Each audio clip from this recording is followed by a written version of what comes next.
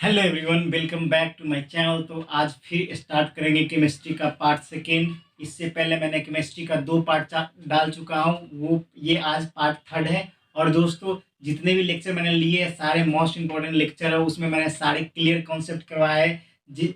James James Chadwick के बारे में बताया था, इलेक्ट्रॉन के बारे में। उसके बाद मैंने आपको जेम्स चैडविक के साथ साथ जे थॉमसन के जितने भी एक्सपेरिमेंट थे उसके बारे में बताया था। तो आज स्टार्ट करेंगे रदरफोर्ड। कल मैंने रदरफोर्ड एक्सपेरिमेंट में बताया था आपको गोल्ड फॉइल, जब प्लूटोनियम मेडल पे गोल्ड फॉइल का बम्बार्डमेंट होता है, वो मैं बता चुका हूँ। तो उनके एक्सपेरिमेंट उन्होंने क्या क्या बोला, उनके लिमिटेशन क्या है, वो लिमिटेशन के बारे में जानेंगे।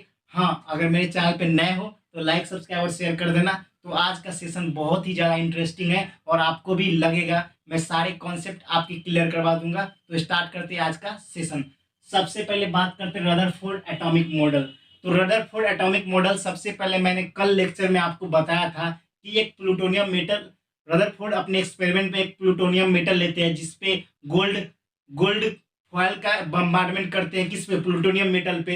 तो जो इसका मिडिल पोर्शन होता है वो पॉजिटिव चार्ज होता है, जिसके कारण रे ऑफ लाइट उससे पास नहीं होता है। मगर जो साइड बाई साइड जो रे ऑफ लाइट पास हो रहा होता है, लेकिन लास्ट में जिंक सल्फाइड से कोटिंग करके उसको भी समाप्त कर दिया जाता है। तो आप रदरफोर्ड मॉडल में आप पढ़े होंगे और कल के लेक्चर में आप पढ़े होंगे कि उसमें क्या बम्बार्डमेंट किसका होता है, गोल्ड फॉयल का होता है, किस मेटल पे, प्लूटोनियम पे। और लास्ट में कोटेड किससे रहता है, जिंक सल्फाइड से। और बीच का जो पार्ट था वो पॉजिटिव चार्ज होता है, जिसके कारण रे ऑफ लाइट उससे पास नहीं हो पाता है और साइड से रे ऑफ लाइट पास होता है। मगर लास्ट में जो जिंक सल्फाइड से कोटेड होता है, इसलिए रे ऑफ लाइट आगे नहीं बढ़ पाता है। तो उसके बारे में मैंने कल एक्सप्लेन किया था। तो उसी एक्सपेरिमेंट के बाद उन्होंने इस लॉ को दिया, इस सारे लिमिटेशन उनके बारे में बताया और कैसे वो वर्क करता है इलेक्ट्रॉन्स इस किसी एटम के अंदर, वो सारे एक्सपेरिमेंट उन्होंने दिए। तो स्टार्ट करते हैं आज का सेशन। तो सबसे पहले on the basis of gold foil alpha particle scattering effect.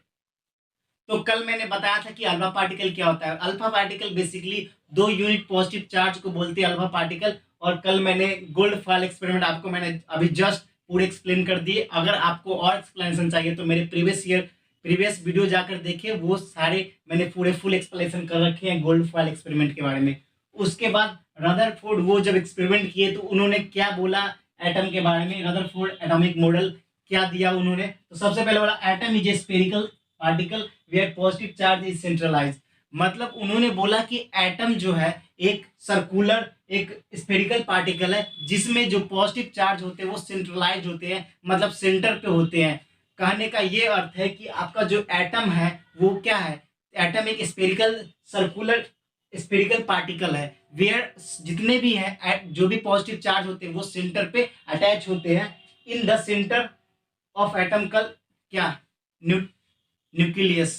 In the centre of atom कल न्यूक्लियस। तो हम लोग जानते हैं कि सेंटर ऑफ एटम जो भी होते हैं उनको न्यूक्लियस बोलते हैं और न्यूक्लियस में प्रोटॉन प्लस न्यूट्रॉन होते हैं दोनों, ये तो आपको पता है। तो इन्होंने बोला कि आपका जो पॉजिटिव चार्ज होते हैं वो सेंट्रलाइज होते हैं और centralize particle, centralize center of atom पे क्या रहता है, आपका न्यूक्लियस रहता है। ये आप ध्यान रख ले। उसके बाद बात करें negative charge particle revolve around the nucleus. तो न्यूक्लियस के अराउंड जो होता है नेगेटिव चार्ज पार्टिकल्स रिवॉल्व करते रहता है, रिवॉल्व करते रहता है।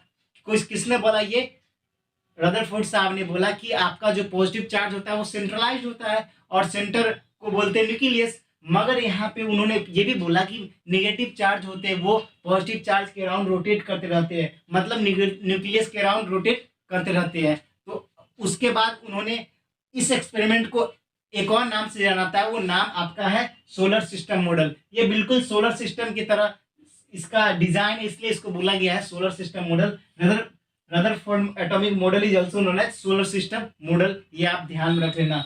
उसके बाद देख लीजिए सबसे पहले फिगर में, यहाँ पे पॉजिटिव चार्ज तो सेंट्रलाइज है, यहाँ इसको न्यूक्लियस बोलते हैं, वो तो सेंट्रलाइज है। और इलेक्ट्रॉन इसके चारों तरफ, इसके चारों तरफ, इसके चारों तरफ रिवॉल्व कर रहा है। इलेक्ट्रॉन इसके चारों तरफ रिवॉल्व कर रहा है, इलेक्ट्रॉन इसके चारों तरफ रिवॉल्व कर रहा है। देख रहे हैं दोस्तों, फिगर में आपको समझ में आ रहा होगा। और जो एटम है वो क्या, स्फेरिकल पार्टिकल है और इलेक्ट्रॉन इसके पॉजिटिव चार्ज की ओर क्या कर रहा है, रिवॉल्व कर रहा है। तो उनका कुछ लिमिटेशन भी है। उन्होंने सबसे पहले लिमिटेशन के बारे में ये जानेंगे, limitation electrons are fall on the nucleus. उन्होंने इलेक्ट्रॉन का स्टेबिलिटी के बारे में नहीं बताया, स्टेबिलिटी ऑफ इलेक्ट्रॉन के बारे में उन्होंने नहीं बताया कि इलेक्ट्रॉन्स आखिर जाता क्या है। उन्होंने सीधा बोल दिया electrons are fall on the nucleus, मतलब जितने भी इलेक्ट्रॉन होते हैं वो सारे न्यूक्लियस में गिर जाते हैं।